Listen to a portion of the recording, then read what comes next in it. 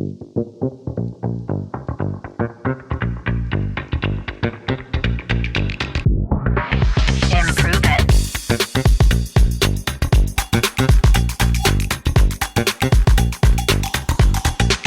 Improve it. Podcast. Improve it, peeps. Welcome to today's show. Oh my gosh, I'm so excited for this show. You have clicked on an amazing episode. If you are a person in need of more passion in your life, you've come to the right place. Maybe you're in a career rut, or maybe you're stuck in a job where your values don't align with the mission of the organization, or maybe you're feeling burned out from too much work and not enough rest, or maybe you're feeling like something out there is waiting for you, but you are not sure what it is. A lot of times as leaders, we spend so much time helping others find their gifts and passions that we forget about us, the teacher, the coach, the person who is the guide. We give empathy and understanding to so many other people, but we forget to look inward. And this month's theme, the month of February on this show, is all about radical empathy.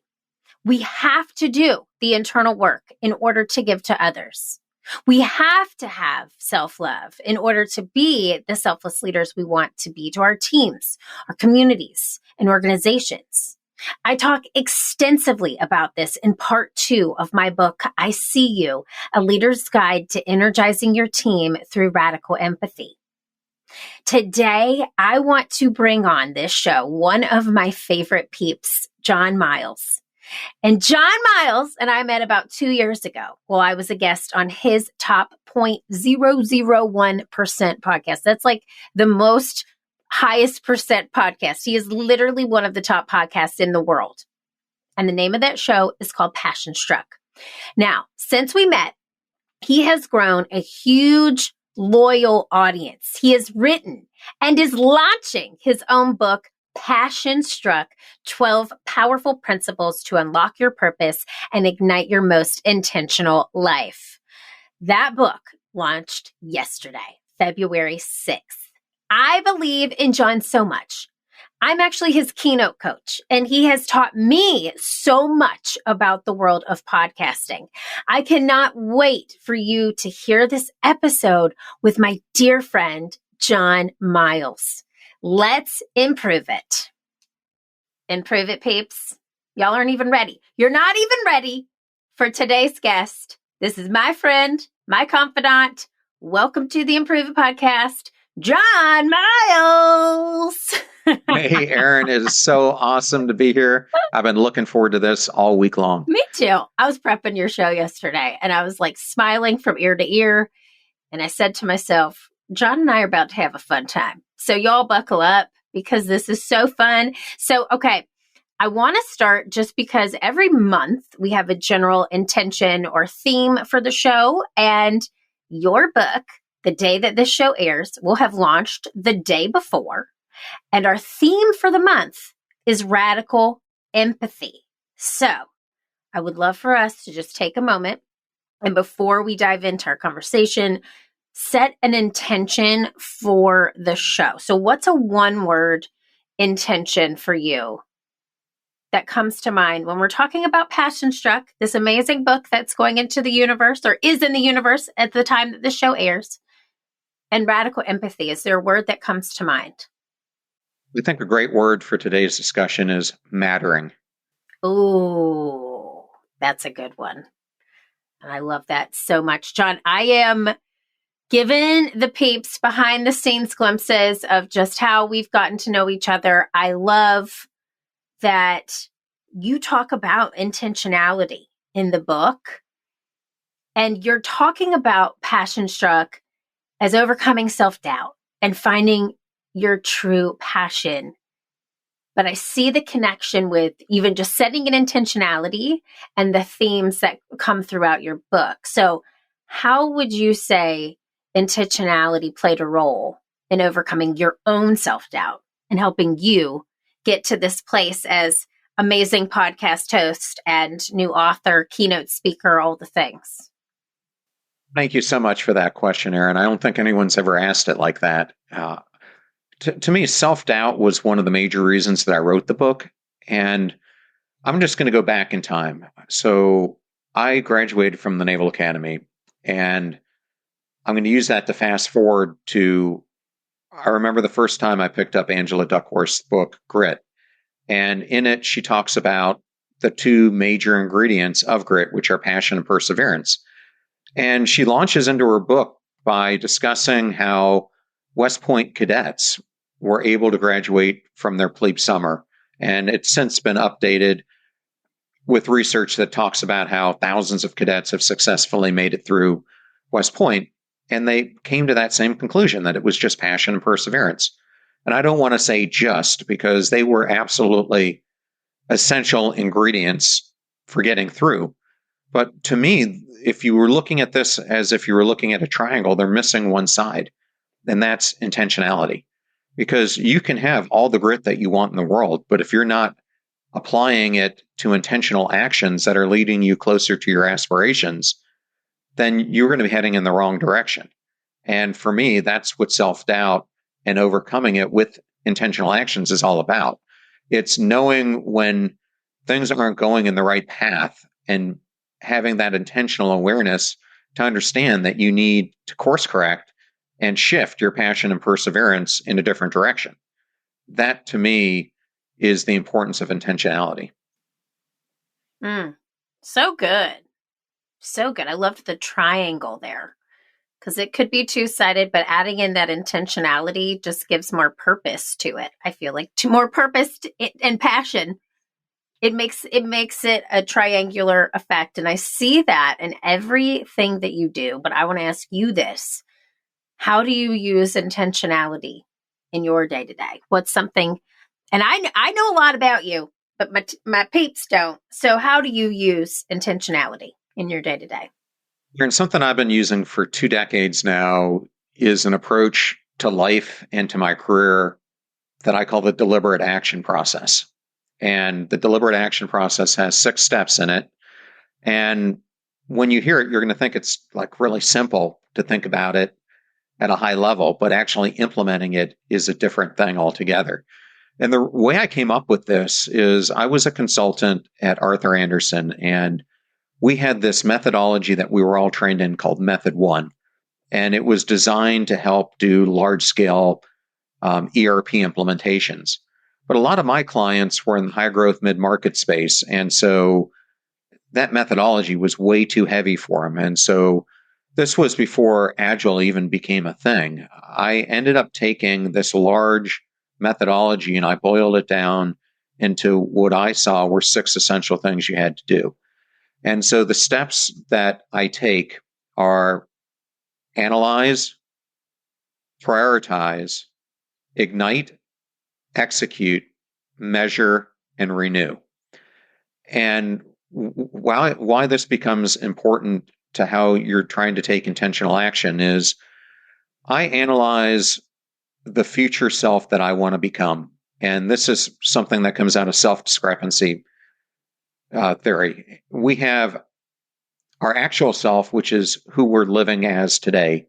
We have our ought self, which is who we project in our mind we should be because of the burdens and obligations that are hitting us. And we have our ideal self, which is who we desire to become. And so for me, I am constantly trying to look at my actual self versus my ideal self. And then when I'm doing that analysis, I start looking at what are the actions that I need to do in a day, a week, a month to get me closer to that. I then start going through a prioritization of them. So because you don't want to try to take on too many things, you want to set small, achievable, intentional actions that can give you that intrinsic motivation to proceed. Then you go in, once you've picked those out, you go into one of the most critical and overlooked steps, and that's igniting. Meaning you need that intrinsic motivation to ignite that inner spark within you that you're going to actually take the actions and execute on them, and you have this momentum carrying them forward. You then execute them, and then after that, the thing a lot of people fail to do is they don't measure from their actual self to what they've just accomplished and look back and see the gains that they've made. And then you use that again as an intrinsic motivator to take that momentum, renew, and then go through it over again. And I have used this as a daily practice. I use it as a week-long sprint. And that's how I have built my life. And it's also how I've 10x'd every single position I've ever been in, because I apply the same thing to my different career roles.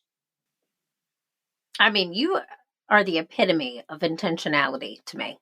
When I think about just what I know from you, I think about somebody who takes a project, puts intentional time and effort, and grows that project, 10x's that project before moving on to the next. Just what I see from the outside and what I know of you working together. I think it shows, and I love that you gave us that breakdown, because somebody listening could feel overwhelmed. They could feel like they're in this negative space. They could have self-doubt. They don't know how to get there. And you're giving us a clear picture and a step-by-step approach. I want to go back in time a little bit to John, prior John, who was not passion-struck John. What got you to this epiphany of becoming passion-struck? Like, was there a bottom for you? And what was that? And how did you know in that moment things needed to shift? And Erin, that's a loaded question. I've got a loaded answer. Lay on the couch. Yeah, I'm your therapist. Lay on the couch. No, but I'm because you are intentional with these two words, passion struck, and it's everywhere. It's in your podcast, your book, your brand. It's amazing. But if somebody listening here today is not feeling like they have an ounce of passion in them, could you help them get out of that? Could you share a story with them that would share how you got to this place? Erin, I'm going to start this out with one of my favorite quotes. And this is how I actually open up my book in the preface. It's by Henry David Thoreau, and he writes that the mass of men lead lives of quiet desperation. And I was in a state of quiet desperation. And I think so many, I'm not even going to say millions, I'm going to put a B on it. I think billions of people are feeling this because they felt what I was experiencing unmattering. I started out this by saying, let's do the intention of mattering. I felt like I was going through the motions and that nothing I was doing brought any significance to the world. And I think a lot of people are faced with this quiet desperation. We end up getting into this career, and sometimes it unintentionally happens to us because of forces that just carry us in a certain direction. And all of a sudden, we look back over, it could be 5 years if you're at the beginning of your career, it could be 2 decades, and you realize that you're now in this position in something that's causing you to lack fulfillment. You're spending your days in a monotonous loop of meetings, emails, presentations that do everything to drain you, but they don't inspire you at all. And so many of us fall into this trap. We get stuck here. And that's exactly where I was. And when I look back, I think it was because of something that Tim Kasser calls the high price of materialism. In our contemporary culture, we really focus on consumerism and materialism, and it affects our everyday happiness and our psychological health. And that's exactly what was happening to me. I had really positioned my career against the things that extrinsically were called to do. All this constant achievement. I wanted the titles. I wanted the recognition, the awards, the accolades, the money, the possessions, everything that comes with it. But what I didn't realize came with it was unhappiness, depression, low self-esteem, relationship inadequacies. And when I was at the height of my career at that point, C-level position in a Fortune 50 company, inside, I felt absolutely empty and numb. And so for anyone who's listening to this, I think the thing that they need to understand is you don't come to this state overnight. I mean, what ended up happening to me is I was completely burned out. but I was burned out in many ways because I wasn't pursuing my passion. I was pursuing this portfolio career that I had gotten myself into, and I was stuck because of all the burdens that were now infiltrated my life, from my car payments to my mortgage to my family needs to this social clout that I had built up. And the other thing that was happening was I was allowing myself to be moved by all the distractions around me. And because I was so focused on wearing this mask and living inauthentically, I wasn't doing the introspection and the mindful practices at that point in time to understand that I had this inner voice that was like just begging me to look at my life and to do something different. And so fast forward, I think once you start hearing that inner voice, it's not as if you hear it and you immediately take action. Because for me, when I finally started to quiet my mind and started to focus on what this next chapter was supposed to be, the visions and the words that were coming to me were 180 degrees different than where I was in my life. I kept on hearing, John, you're supposed to be helping others. You're supposed to be helping the helpless, the hopeless, the lonely, the bored, the battered, the beaten, the broken of the world. And I'm sitting here as a senior executive going, what the hell am I supposed to do with that? And how do I make the leap from where I'm at today to even knowing what that means? And so for me, it launched this journey of a few years of discovery. And even with that, although I was pursuing new things, I had switched from being in a Fortune 50 to try to stabilize my life more, but I pivoted into private equity. So what I found after a couple of years is I was doing the same thing in a different area.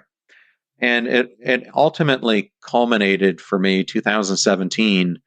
I have always had a lifelong practice of going to the gym pretty much every day. And at this point in time, I was going to Orange Theory, which was my favorite workout to do. And I went to the gym. I had just dropped my daughter off at school. And it just happens this day, they had an electrical fire in their air conditioning system. Fire trucks come, and obviously we can't do class, so we get sent home. And unbeknownst to me, someone had been canvassing me and had been watching my patterns. And this day, it serendipitously decided that they were going to rob my house. And so I end up coming back from the gym early. I was going to pivot to still get a workout in, but I needed to change. And so I start going up the stairs to my bedroom. And as I'm about ready to turn, we have like a 90 degree turn in the stairs. I start hearing heavy breathing, and I realize in that instant that I'm not alone.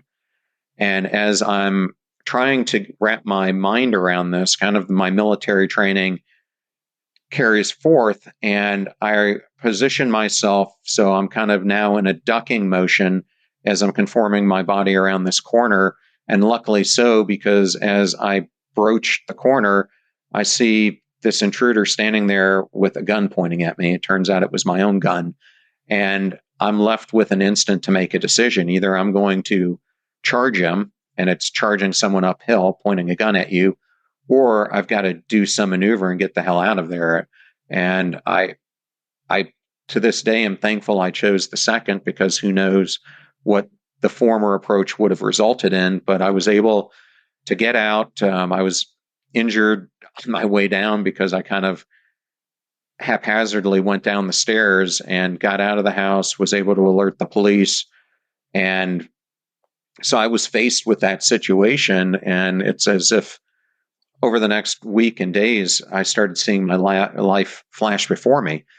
But even worse, 4 or 5 days later, I have to give a keynote in New York City. And it's right before the keynote, and my phone just starts blowing up. And I keep wanting to just turn it off, but something told me I needed to answer it because so many different friends were calling me. And I found out few days after that my best friend committed suicide. And so I have to tell you, the incident with the gun kind of took a back seat because I was grieving for my friend. But over the upcoming weeks and months, I really just started thinking, like, what am I waiting for? You know, people say life isn't short. It's not short, it's finite. And I've been putting this off for so long because of my self-doubt, my fears. Like, why am I allowing that to rule who I am destined to become? And so from that point, I started to really forcefully take actions to change. But yeah, I would say that was the low point coming out of that. Okay, I said I knew a lot about you. I did not know that story. That is insane. 2 questions. Did they find the guy that robbed your house? They did find the guy, and it turns out that at that point in time, I was renting, and it turns out that it was one of the employees at the rental company. And they ended up catching him robbing a bunch of boats in a marina. And when they went to his house, they found some of the items that he had stolen from my house actually in his bedroom. Oh my gosh. And the crazy thing is that this person was in my house a week before this happened. And as I look back, I wasn't there at the time, but I remember coming home that day, and it was just weird because I had called them up because I was having an issue with one of my toilets backing up, which was on the bottom floor. And I remember it was interesting because when I got home, and maybe I came home while they were there or something, all the lights were on throughout my house. And the toilet upstairs wasn't touched, and the one downstairs wasn't touched. It didn't appear. But I think in retrospect, what happened is they used it as an opportunity to go through the house and examine where I had my valuables. Because when they did go in, they knew exactly where they were, which was up in my bedroom. Wow. So it just really makes you realize how quickly we can become a victim. Yes. And I'm going to metaphor that right into what you did with your life. You were a victim to your own demise in a way. Like, you were the person that was limiting yourself from achieving this greatness. I mean, John, you have a top 0.001% podcast, and you're a new author and a keynote speaker with Harry Walker. You walked right into this land where you're supposed to be.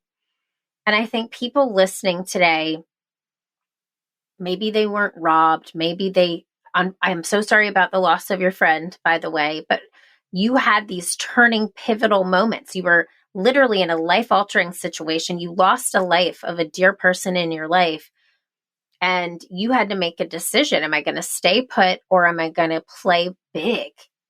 And you chose that. And I know you always say you went from passion stuck to passion struck. And look at you now. I mean, this is an incredible story. Hey, friends, allow me a minute to share an amazing show to add into your podcast rotation this year. Are you ready to improve your work-life wellness and thrive in your career? My friend, Dr. Laura, not to be mixed up with the one who gave advice on the radio for decades, brings her passion and expertise as an organizational psychologist to catapult you to success through her Where Work Meets Life podcast, which airs every second Tuesday. Dr. Laura interviews global experts and shares her own expertise on how people and organizations can thrive. It's useful for individuals as well as leaders, and this podcast is full of wisdom and timely advice. Don't miss out. You can find the link to Where Work Meets Life in the show notes. Subscribe now, and let's transform our careers and work lives together. Listen to Dr. Laura's highly engaging podcast on Apple, Spotify, or drlaura.live. I want to ask you this because I don't want to lose sight of that incredible journey that you just shared with us. Somebody listening today could be going through their own version of that story, and it's definitely not going to be the same. But what is one step that you would tell somebody listening who feels self-doubt and feels stuck in their own life? What is one action step that they could take?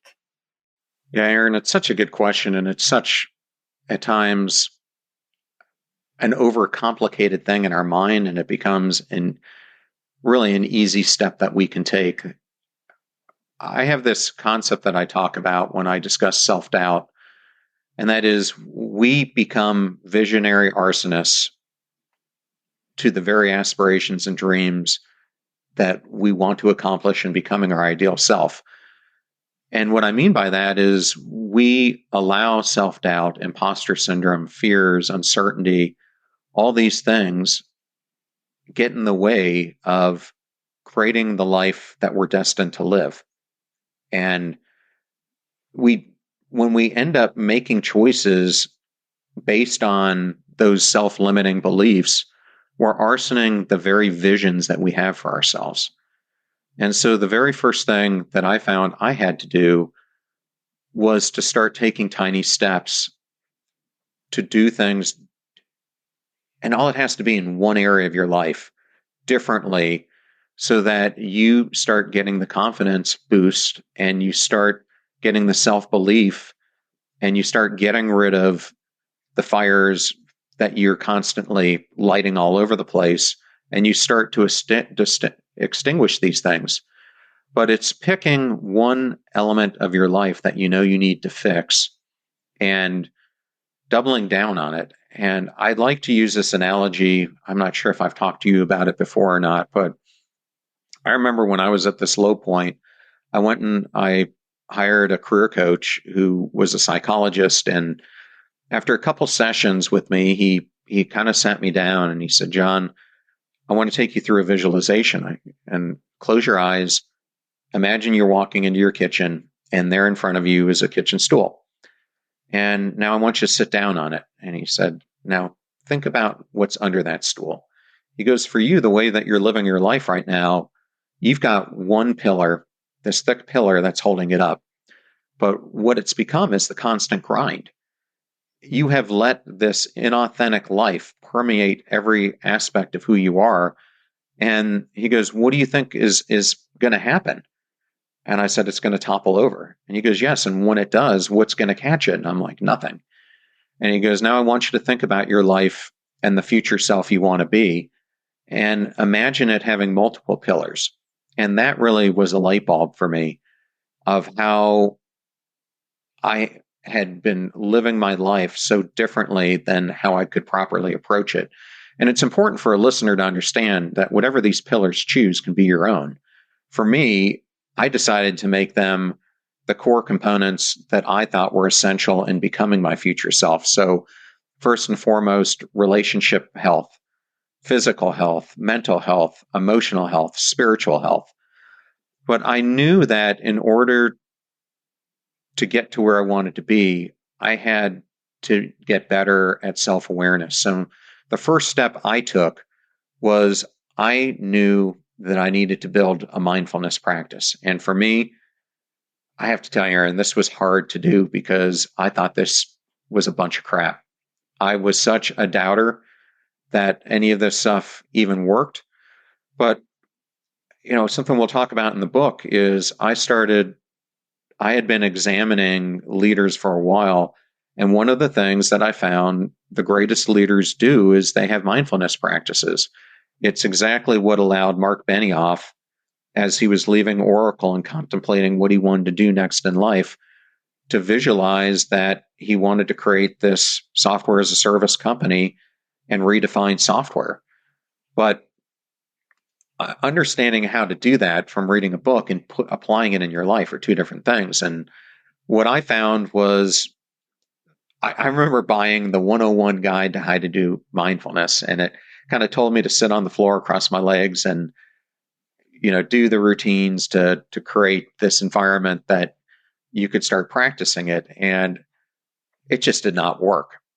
But when I look back upon it, it actually was working, but I wasn't allowing myself to understand that one of the first steps to realizing you need to be having a better mindfulness practice is that you need to realize that getting distracted, getting called out of that practice is one of the first things to perfecting it, because the more that you recognize that you are being distracted, that recognition is the opportunity to bring yourself back into your core and to bring yourself back into your introspection. But for me, what really worked the best was creating some type of movement or flow that went along with it. So I found that by going out in nature, especially earlier in the morning when I could just tune in and focus on what was around me, that allowed me to then start quieting the noise, which allowed me to then start really doing this introspection. And then I started to do a daily practice of gratification, followed by setting intentions for the day. And so for me, it was getting into that habit formation of creating that routine that ended up helping me to start building in this practice where every single day I would look at what happened to me yesterday, say what I was grateful for achieving, and then using that as that intrinsic motivation, along with that deliberate action process I mentioned at the beginning, to start taking more and more steps. And what I found is that once I started that mindfulness practice, it started to permeate every other aspect of my life. And then other things started to 10x. And I think that's what ends up happening is you just need one center of gravity. And from there, you can start rebuilding your foundation. And from that foundation, other flowers will sprout. And just as burnout, I think, takes a long period of time to happen because it happens almost unconsciously, the same thing kind of happens as we're rebuilding our life. You've got to rebuild that foundation, which doesn't happen overnight. But once you do, you end up being a gardener and you start planting more plants along the way.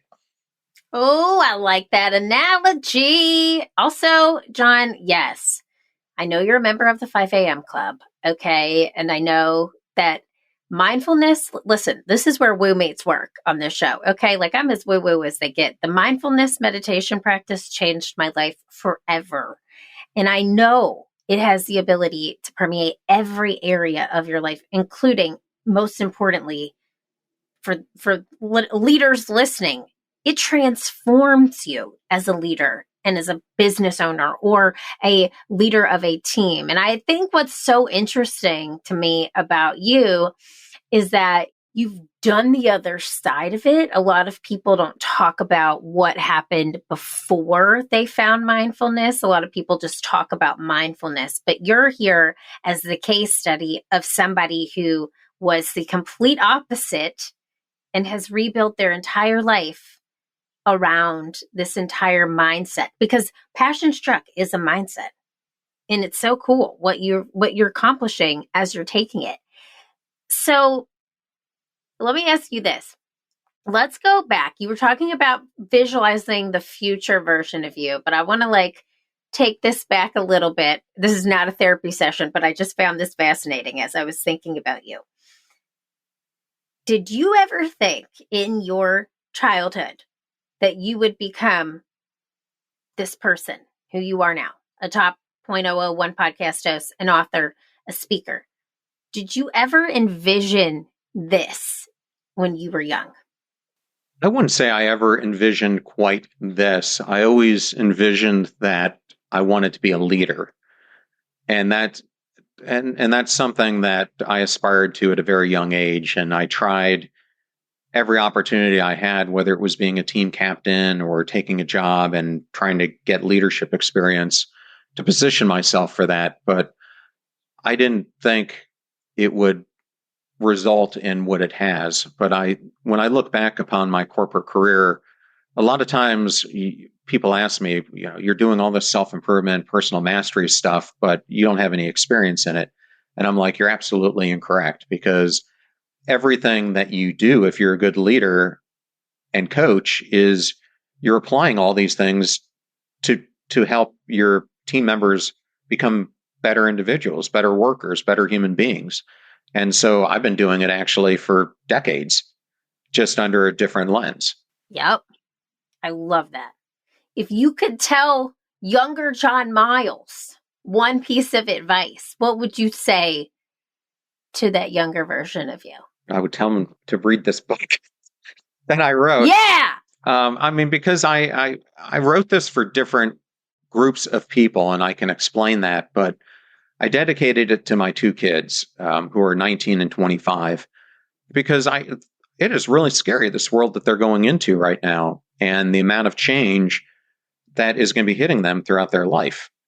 And so much of this change we can't even comprehend, because the world, let's face it, is changing so much quicker than it was when we were growing up, Erin. And so what I wanted to do was to give them the playbook on life. Like, how do people become the 5% that Robin Sharma talks about, or Hal Elrod talks about?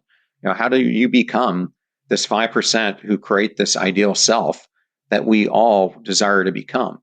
So that's what these principles that I wrote about are. It's the pathway to creating this 5% life, passion-struck life that so many of us desire to have, but we don't know how to attain.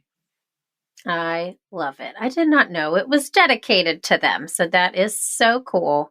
And I think a playbook for a lot of parents listening as well. Let me ask you this question, because this is where I'm excited. I want to take this in. You've done self-improvement on so many levels. You have worked on yourself intuitively. You've worked on yourself internally. You've worked on your mindfulness. You've worked on your physical. But I know one other area that you have been working on when it comes to mindset, and that is your improv training, John Miles. How have you seen the training that you're doing using improv just for the stage spill over into your career? I think something that I have always felt is that there are so many people that I look at who are so quick at being able to give one-liners or adjust a scenario or be able to come up with that remark or that idea just completely on the fly. And to me, it was something that I never thought I had the gift to do. And so actually, when I signed up to start doing improv, man, I was scared to death, because you are constantly thrust into that situation where you have to do those things if you're an improver. And so I guess the biggest thing that it's brought me is a lot of self-confidence that I am capable of doing it. And what really surprised me was that I was much better at it than I thought I was going to be. Yeah. But it really does teach you that you can really turn any situation around into a positive outcome, by just improvising your way through it. Yes. And it really teaches you to be quick on your feet. And not only that, it helps you to, I have found that one of the things I was trying to do early on was trying to project or imagine what I thought the scene was going to do. And when you do that, you end up screwing up. And it really has focused me on being more present in the moment, because what you often, if you're trying to look too far ahead of what you want to do in a scene, you're not listening to the cues that the person who you're working with is giving you. And they're often giving you gifts that allow you to just take something that they've said, whether it's a prop or a character that they've created, and then run with it. So it's really made me, I think, more present in the moment and how I'm experiencing life. Oh my God, I love it. I swear, if everyone took an improv class, I think the world would be a better place. It really is all of those things. And I'm so glad it's bringing you the confidence, because the reality is we are all improvisers. We're improvising right now. Every conversation, every interaction we have is improvised. But when we put a label on it, we get scared. I was the same way. It was exposure therapy for me. In the beginning, I was an actor and dancer. I was used to a script, used to a choreography, and taking that away was a loss of control. So for a control freak, it's a great lesson, right? It's a really good lesson. Can I play a game with you? An improv game that's fun. But this is not to scare you, because you already know this. This is called 5 Facts, okay? And it's a game that we play in a lot of different scenarios. We use it in our networking workshop. It's usually about 5 facts about a person that you wouldn't know about them. But I want to hear, it has a little ditty to it. I'll do the little ditty. I want you to give me off the fly 5 interesting facts about your book, Passion Struck. Okay. Anything that comes to mind. So I'll do this little cheer. It goes like this: 5 facts, 5 facts, 5 facts, 5 facts, 5 facts. And I'm going to go number 1. And you're going to give me a fact about the book that we might not find on the internet, but you want us to know. And you're going to give me 5 of them just off the cuff. Are you ready? Okay, let's go for it. You got it, John. Here we go. 5 facts, 5 facts, 5 facts, 5 facts, 5 facts. 1. The book features interviews that I did with 2 astronauts who I actually know personally, and one of them became the chief astronaut. That is dope as hell. 2. The book features a race car driver who took his life from being a naval officer to being on a cruise one day and imagining himself as a race car driver to actually achieving it. And I'll show you how to do it too. 3. In the book, I was fortunate enough to have Matt Higgins, who's the author of Burn the Boats, read a copy of it and come back to me and say, I love your book so much, I want to write the foreword.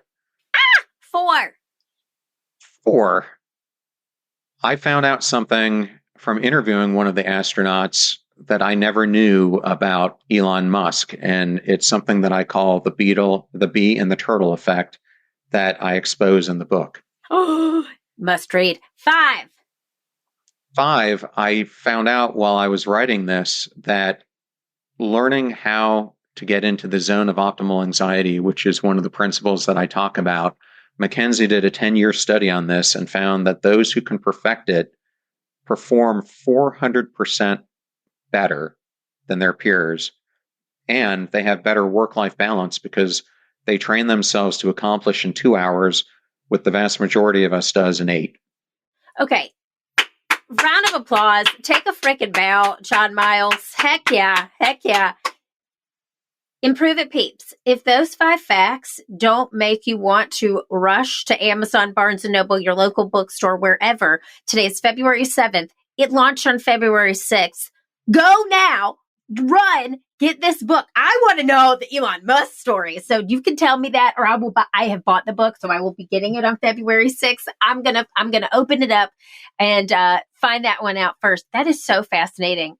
What a cool collection of stories. And I'm so glad we did that exercise because that is just fun. Like those just randomly came to you. And how cool of it that improv training helped you feel confident in doing that. You crushed it.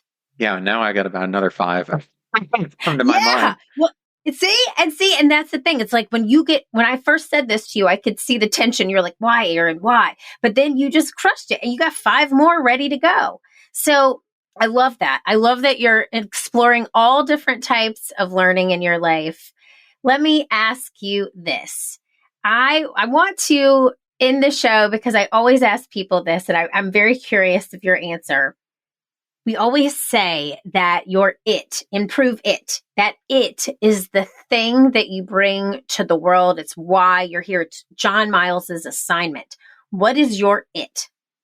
Man, it's a big one. So when you think about what I started this whole episode about, that mattering or the sense of unmattering is a huge, colossal issue.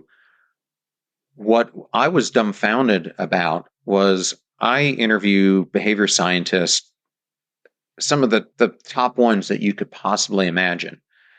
And I started to do some research on like what has been studied on the science of mattering. And I asked Adam Grant, I'm not aware of anything. Katie Milkman, I'm not aware of anything. Max Bazerman, I'm not aware of anything. Hal Hershfield, I'm not aware of anything. I finally talked to Ethan Kross, and he said, well, look at something called self-determination theory that Richard Ryan created. And it kind of talks about the 3 components of self-determination theory, but it didn't really go into the whole idea of mattering. And then I finally was interviewing this guy, Thomas Curran, who did a book about imposter syndrome and perfectionism. And I said, hey, he's a professor in England. And I said, do you know anyone worldwide who's doing this? He goes, there is only one person I know of, and that's Gordon Flett. So he teaches at this University of York up in Canada. And I was just dumbfounded that on something that is as important as mattering, that so few information is none about it. And so if you ask me, what do I hope to accomplish by all of this?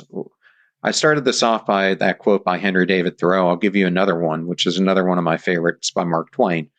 20 years from now, you'll be more disappointed by the things you didn't do than by the things you did do.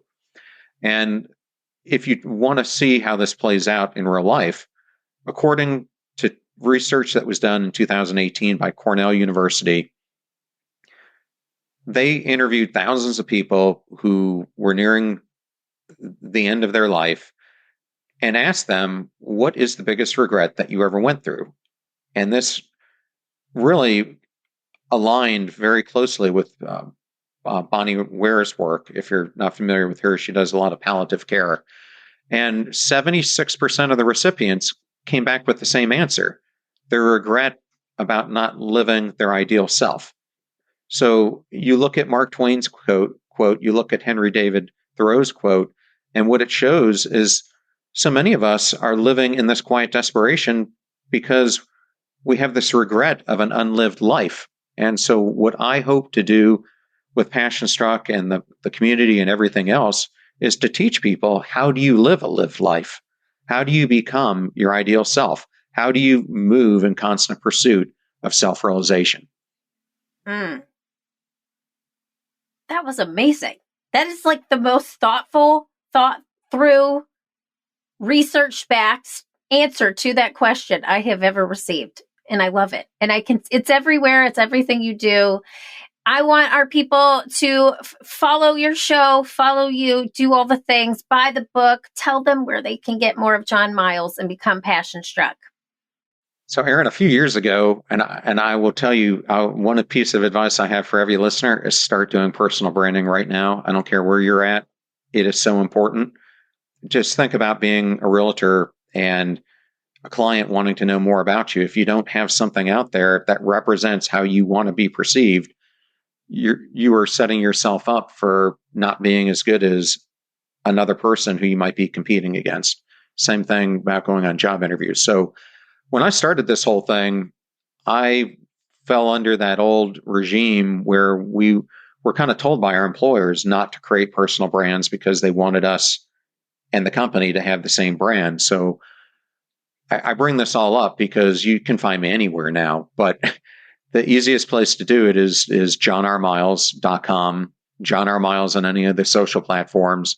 And if you want to learn more about what we're doing with Passion Struck, and I'm excited to talk about this, we've actually started a 50-week challenge of different micro challenges that we're asking people to do all throughout 2024 that I've curated to make the challenge hard enough that you're stepping out of your comfort zone, but not hard enough that you feel like there's no way in heck I can pursue this. So I started out the year with giving an assignment of the challenge of creating a journal and journaling through gratification, 3 areas of gratification every day.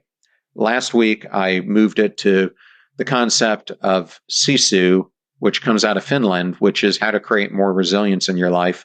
This week, it was about how do you optimize anxiety. And throughout the whole rest of the year, we'll have a challenge every week, which I'm trying to do to help the community realize that they can step out of their comfort zones. And you can sign up for that by signing up for my newsletter on passionstruck.com. We will link all the things to John Miles in the show notes. I am so thrilled to share you with our community. It is an honor to know you. You matter. I'm so grateful that you're putting this topic out into the world. And I'm so grateful that you were on this show. I am passion struck, okay? I am not stuck after this. And I hope everybody listening is passion struck. Well, Erin, I see you too. And I love your book as well. And I think you nailed that cover. I absolutely love it. And I've been loving the videos that you're doing leading up to it. So nicely done. I received that. I see you, John. I see you. John Miles is the man. Okay. Just plain and simple. I'm so proud of him. I'm so proud of the work that he is doing, how he's transformed himself so he can help others transform their lives. Here is your homework. Here's your homework. Go get my friend's book. Go get it. The link is in the show notes. If any of the things I talked about at the top of this show resonate with you, you're stuck in your career, you're stuck in a job where your values don't align, you're stuck feeling burned out and you don't have enough rest. If you feel like something is out there waiting for you, but not sure what, go get his book. Go get it. He is incredible. He is such a talented and amazing wealth of knowledge human being. He could go on and on. He does his research. He doesn't just walk the walk. Or I'm sorry, let me say that again. He doesn't just talk the talk, he walks the walk. And I know that book is going to change so many people's lives, and I know it will change yours. So go out there, get a copy of Passion Struck, and go lead the life that you were meant to lead. I just stuttered over my words, but I'm not going to take that back, because you know what? I'm building myself up. I am learning from my mistakes, and there are no edits in the scene of life. So my friends, you know what I'm going to say. Keep failing, keep improving, because this world needs that very special it that only you can bring. I will see you next year. Go out there and be passion struck.